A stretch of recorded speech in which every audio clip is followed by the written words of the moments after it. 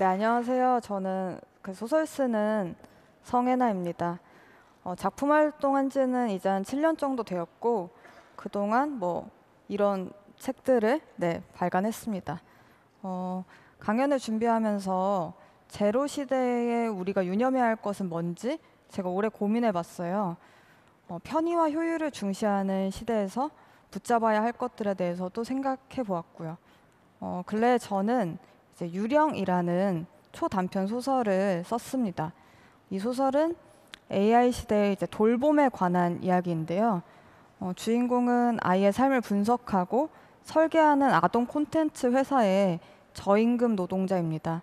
그 AI 뒤에 숨어서 온종일 혐오 언어를 걸러내고 그리고 아이의 행동을 분석해서 태그를 붙이는 그런 보이지 않는 노동을 하는 노동자입니다.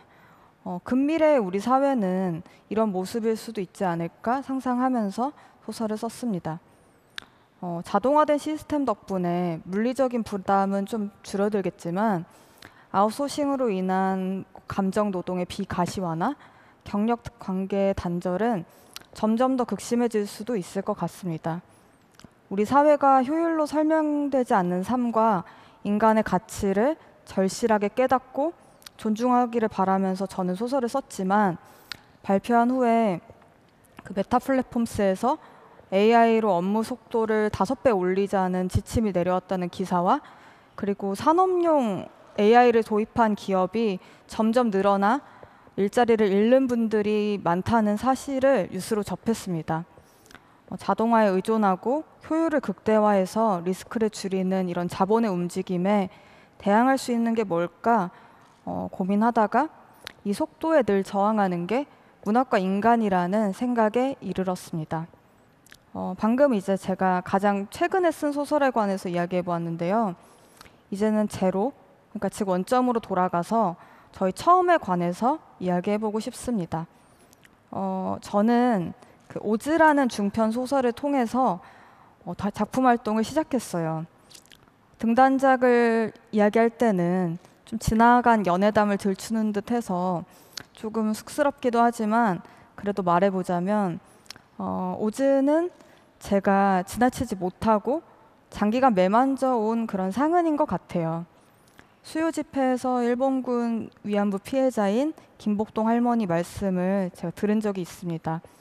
할머니가 영면하시기 전이었고 그리고 이 글을 쓰고 있는 지금처럼 그리고 발표하는 지금처럼 그때도 이런 시간이었던 것 같아요. 할머니는 저한테 이렇게 말씀하셨습니다. 나는 나 자신을 사랑해 본 적이 없지만 당신들은 사랑해 봤으면 좋겠어. 되게 언변 좋게 그리고 호쾌하게 말씀하셨지만 그 말을 꺼내기까지 할머니가 얼마나 깊은 바닥을 건너왔을지 마음이 오래 쓰였던 것 같아요. 그래서인지 사랑을 한 번도 해보지 못했다는 할머니의 삶에 저는 사랑을 얹고 싶었습니다. 그녀의 삶이 비관이나 어떤 낙담 대신 낙관으로 가득하길 바라면서 오즈라는 소설에 초안을 썼어요. 이 소설을 발표할 때까지만 해도 김복동 할머니를 포함해서 총 21분이 생존해 계셨는데 지금은 총 7분만 남아 계십니다. 그때도 지금도 일본 정부는 위안부 피해 문제를 인정하지 않고 사과조차 하지 않습니다. 아직 해결되지 않는 그 문제가 저를 지금까지 여전히 붙잡고 있는 것 같아요. 우리가 어떠한 문제 앞에서 불현듯 멈춰 서는 건 그것이 나와 무관하지 않다는 걸 무의식 중에 알기 때문인 것 같습니다. 나는 너와 무관하지 않다. 이 명제는 그 문제가 나에게도 일어날 수 있다는 막연한 공포에서 비롯되기도 하지만 결국 같은 인간으로서 누군가의 아픔을 그저 타자의 일로 밀어낼 수 없다는 그런 인간다움에서 비롯된다고 봅니다. 저 역시 머뭇댈 때가 굉장히 많지만 그러한 믿음으로 오래 멈춰 서곤 합니다. 글쓰기란 나에게 머물고 또 내 세계 안에서만 떠도는 자기 고백일 수도 있겠지만 결국은 타인에게 접속하고 그들의 삶과 마음을 깊고 넓게 들여다보는 일이라고 여기면서요. 저는 문학은 쉽게 지나치지 않고 그리고 돌아보고 계속 멈춰서는 그런 사유의 과정이라고 생각합니다. 속도가 빠르고 어떤 문제든 빨리 소거되고 휘발되어 버리는 이 사회에서 문학은 타인의 고통을 수치가 아니라 서사로 감각하게 함으로써 AI로 대체할 수 없는 연대와 공감을 확장합니다. 망각과 권력의 소거에 맞서서 개인의 목소리를 보존하는 아카이브가 되는 게 문학이라고 생각해요. 그리고 문학은 수면 아래로 침잠하는 기억을 증언하기도 합니다. AI나 자동화된 시스템 같은 경우에는 굉장히 효율적이지만 인간이 가지는 결핍, 그리고 고통, 부끄러움, 연민 같은 것들을 함께 느낄 수 없는 그런 한계를 지니는 것 같습니다. 인간이 지니는 가장 주요한 감정은 저는 수치심과 자기반성이라고 생각하는데요. AI는 그것을 내포하고 있지 않다고 여겨요. 그렇지만 우리 삶에서 AI로 인한 편의는 이제 떼놓을 수 없는 삶의 체계이기 때문에 많은 이들이 거기에 의존하고 또 복잡하고 어려운 사유를 스스로 하기보다는 AI의 효율적 사고에 매끄럽게 편승하는 것 같습니다. 모든 게 굉장히 빠르게 끓고 식는 사회다 보니까 요즘에는 긴 글을 읽기보다는 짧은 글을 더 즐기고 다양하고도 복잡한 문제를 단순하고 좀 납작하게 축약하게 되는 것 같아요.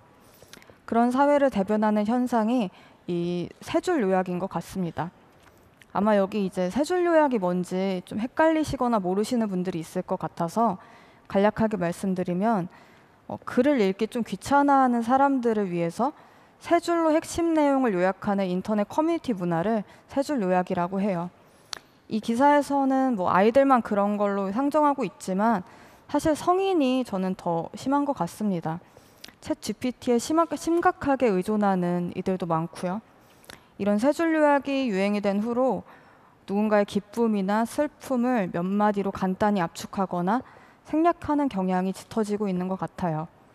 그것이 효율로 여겨지는 사회에서 그 흐름에 대항하는 문학은 때로 우둔하다 치부되기도 하는 것 같습니다. 소설을 왜 읽냐? 그거 직접 허용 아니냐?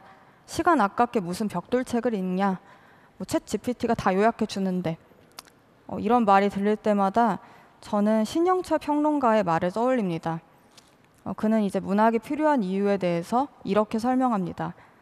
세상 사람들이 외도를 하다 자살한 여자라고 요약할 어떤 이의 진실을 온전히 이해하기 위해 톨스토이는 2000쪽이 넘는 소설 안나 카레리나를 썼다. 어떤 조건 하에서 80명이 오른쪽을 택할 때 문학은 왼쪽을 택한 20명의 내면 안으로 들어가려 할 것이다. 그 20명에게서 어떤 경향성을 찾아내려고? 아니다.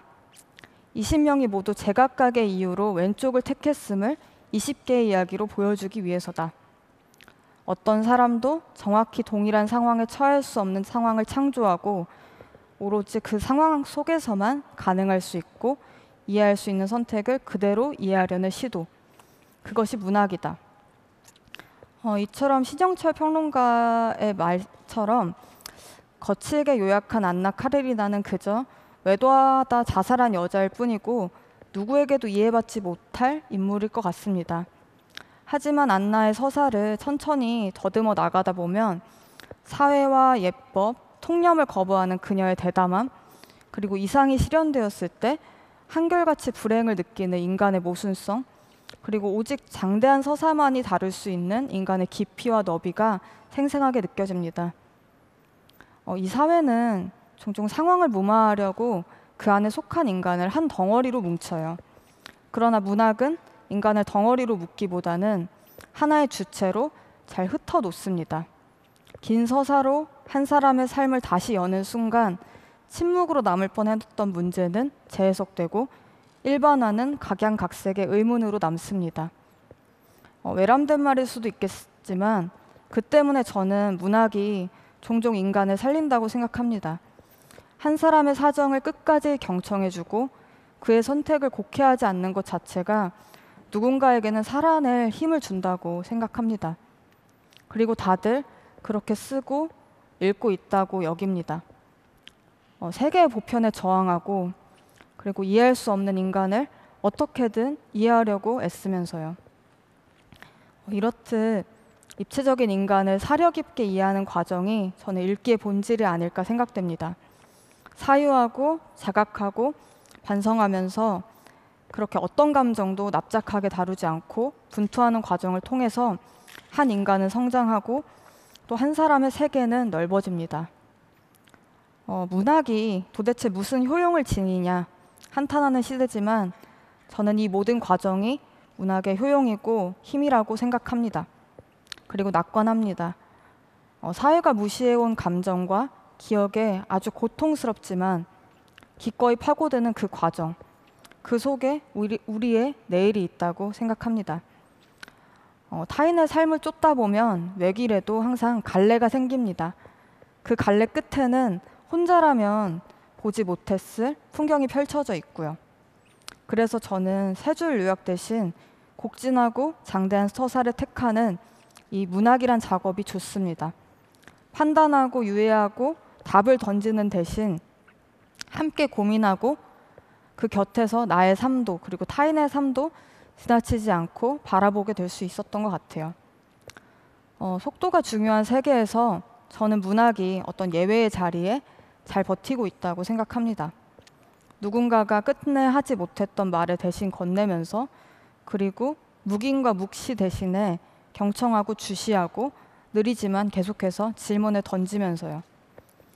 제가 여러분께 작품을 통해 던질 질문도 지금처럼 내내 이어질 것 같습니다. 그 여백을 오래오래 함께 채워나가 주셨으면 좋겠습니다. 네, 감사합니다.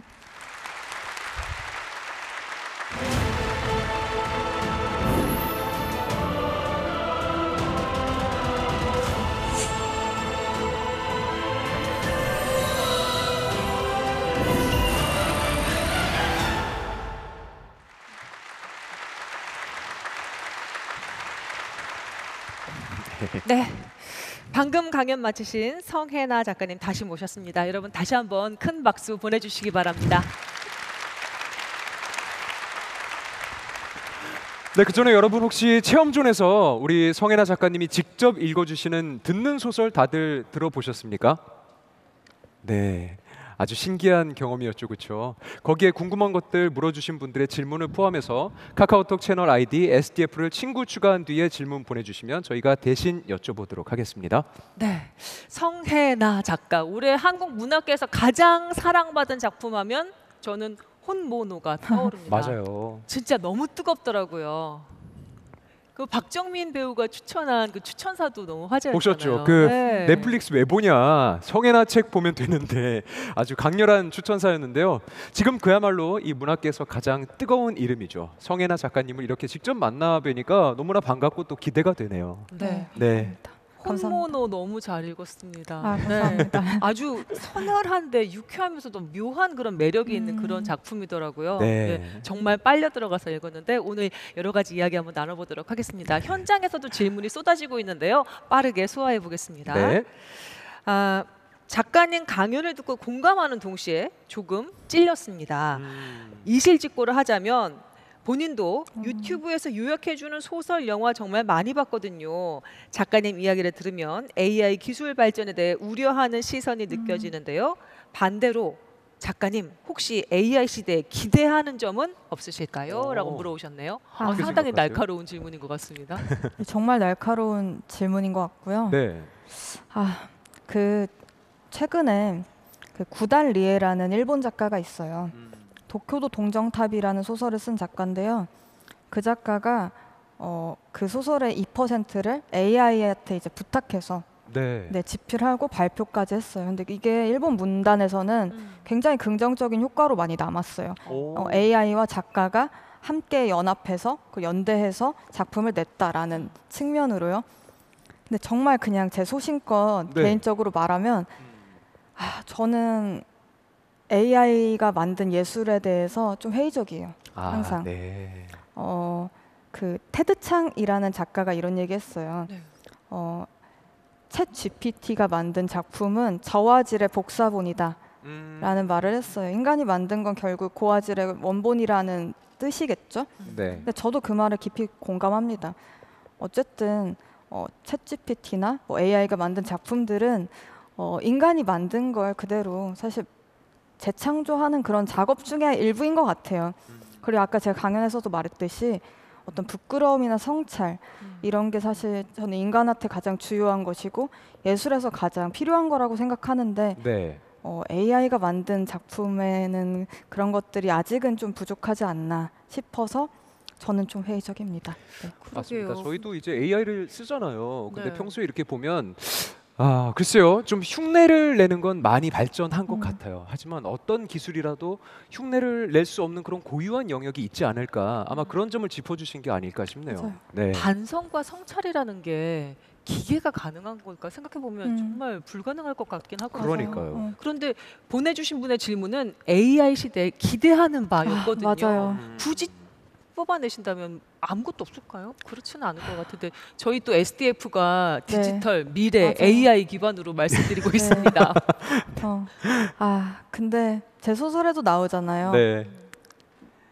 여기 근데 공영방송이라서 말하기가 좀 뭐하지만 혼모노의 이제 마지막 줄에 뭐뭐 흉내만 내는 네. 것들이라는 먼나 흉내. 네, 맞아요. 네. 그런 그 대사가 나와요. 음. 근데 저는 그 대사 쓰면서 제가 느꼈던 거는 사실 흉내라는 것 자체도 어떤 그 자율성에 관한 행위라고 느꼈어요.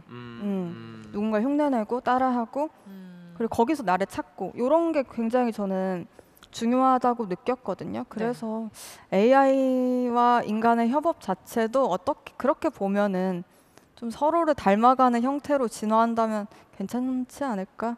인간을 도와주기 위해서 인간을 최대한 잘 흉내내라고 해보죠. 뭐. 네, 아, 그래요. 네, 좋습니다. 정도. 네. 아직까지는 갈 길이 좀 먼 것 같죠. 맞아요. 네. 이런 질문도 있습니다. 저희가 받은 것 중에 강연 중에 세 줄 요약의 시대라고 표현하셨거든요. 그렇죠.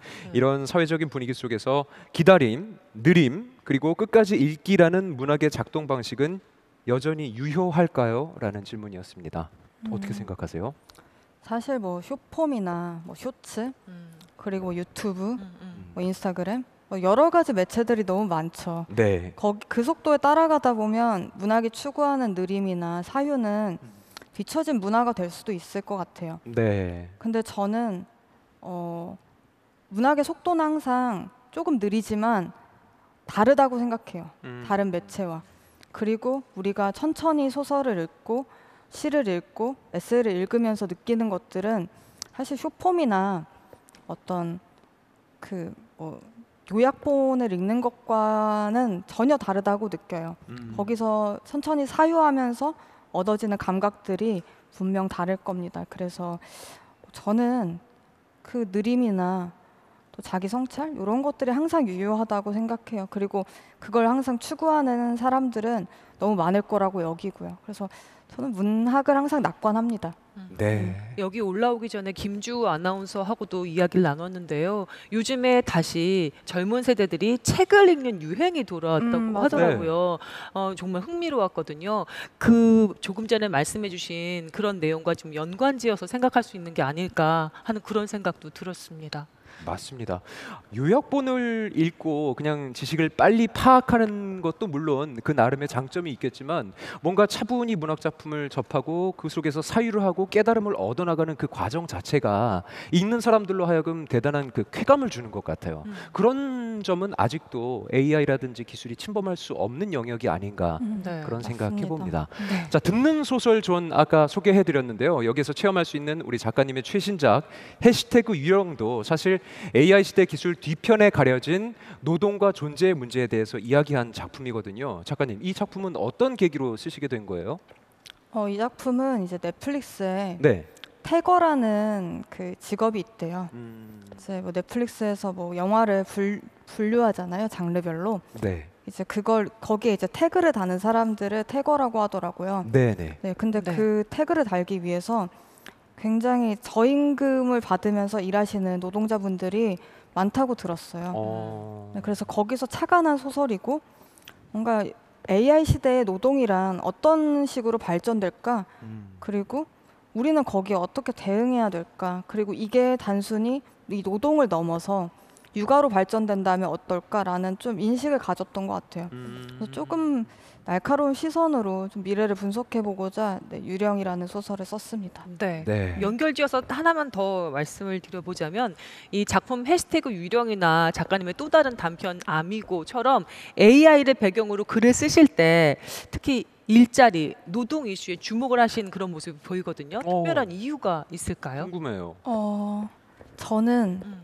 어쨌든 AI란 인간을 대체하는 기술이라는 생각이 들어서 사실 그것 때문에 좀 회의적인 측면이 많아요. 대체. 네. 뭐 아미고 같은 경우에도 사실 인간을 대체하는 스턴트 로봇에 대한 이야기거든요. 네. 근데 인간은 뼈가 부러지고 또 피를 흘리고 또 언제든 저는 대체될 수 있는 존재라고 우리 사회가 좀 이렇게 공고화시키는 게 아닌가라는 느낌이 들어요. 약하기 때문에. 네. 근데 사실 기계는 언제든 사실 좀 갈아 끼울 수 있고 부품을 그리고 그만큼 좀 인간보다는 값어치가 좀 더 저렴하다고 여기는 사회이기도 한 것 같아서 좀 그런 점에 집중해서 그걸 노동이랑 좀 계속 연관시키는 게 아닌가라는 생각이 듭니다. 그리고 사실 사회 구조라는 게 좀 저는 항상 효율이나 극강의 좀 자본을 중시하는 것 같아요. 네. 그러다 보면 좀 자꾸 노동에 대해서 이야기하게 되는 것 같아요. 미래 사회를 자꾸 반추해 봤을 때. 그래서 어쩔 수 없이 그렇게 쓰게 되는 것 같아요. 그 작품을 흥미롭게 읽을 수밖에 없는 이유가 많은 사람들이 이야기합니다. AI 시대가 도래하면 가장 먼저 사라질 직업군 중에 하나가 아나운서라고. 그래요? 네. 그래서 아닐 거예요. 예, 남 얘기 아닐 같지 거예요. 않게 예, 그렇죠. 듣게 됩니다. 네. 이제 현장 객석 질문 한번 소화를 해볼까요? 저희가 몇 개 뽑아봤는데요. 일단 언어 모델이 발전하면서 역효과가 있다면 아무래도 우후죽순 생겨나는 텍스트 콘텐츠가 아닐까 싶습니다. 특히 텍스트 콘텐츠는 장르에 따라서 AI와 인간의 구분이 참 어려운데요. 이런 환경 속에서 AI 창작물에 대비해 개인 창작자가 본인의 서사나 진정성을 부여할 만한 방법이 뭐가 있을까요? 어렵다. 네. 정말 어려운 질문이네요. 네. 근데 사실 아까 제가 말한 구달리에의 도쿠도 동정탑도 저는 처음에 읽었을 때 AI가 좀 2% 정도 도움을 준 작품이라고 전혀 인지 못했어요. 네, 그만큼 좀 노련한 그 기술이 있는 것 같은 생각은 드는데, 저는 그렇게 생각해요.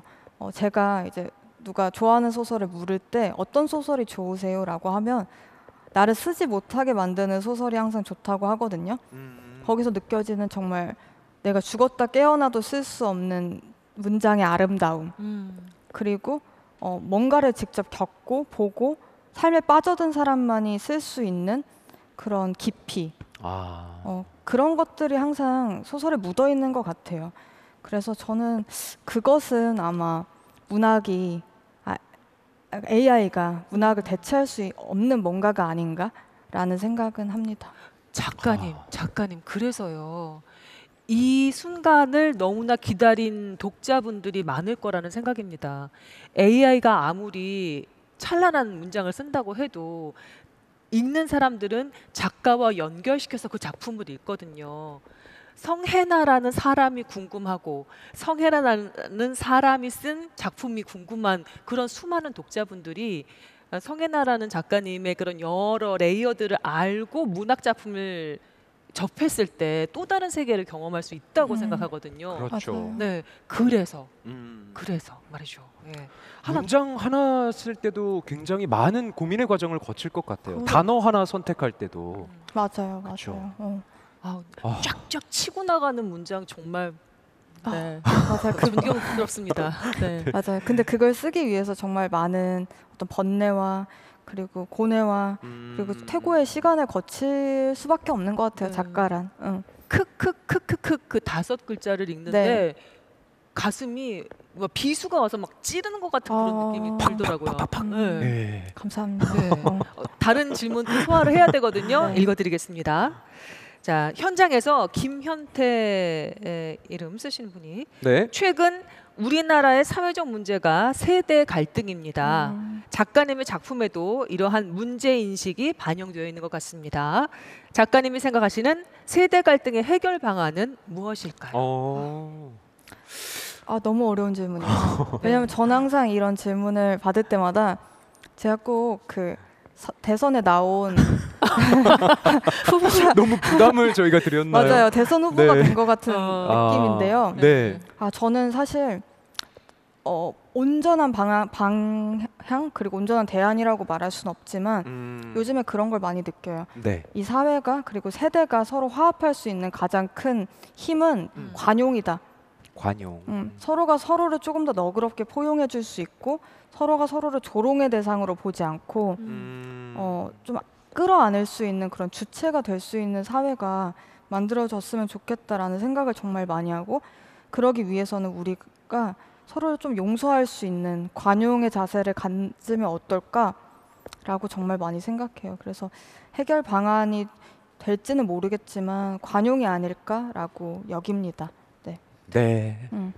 작가님의 팬으로서 마지막 질문 저희가 드리고 싶은데요. 작가님의 다음 책은 언제쯤 만날 수 있을지 사실 그게 제일 궁금해요. 네. 다음 책. 네. 아, 저는 좀 부지런하게 그래도 쓰고 싶은 작가가 되고 싶어요. 네. 천천히 사유하는 것도 중요하지만 그래도 독자님 분들을 자주 만나고 싶은 욕심도 커서 내년에 2권의 책이 나옵니다. 네, 그래서 하나는 네. 감사합니다. 기대하셔도 되겠습니다. 네.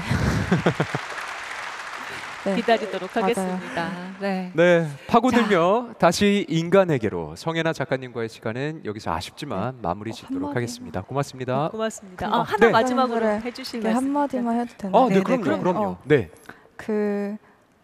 오늘이 혹시 어떤 날인지 아시나요? 아, 네, 수능이기도 하고 오늘은 이제 그 전태일 열사의 그 55주기예요. 네. 그래서 뭔가 그 전태일 열사가 항상 활동하셨던 근간이 저는 이 동대문이라고 생각해요.